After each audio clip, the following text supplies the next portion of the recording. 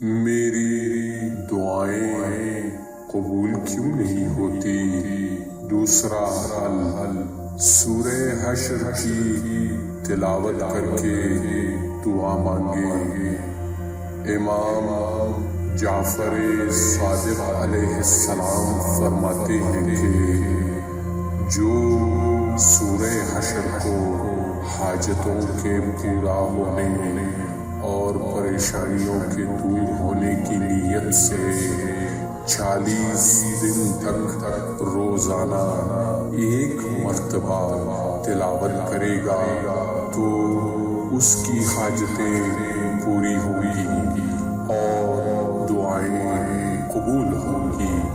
اگر ایک دن کا بھی ناغہ ہو جائے تو پھر شروع سے پڑھنا شروع کرے۔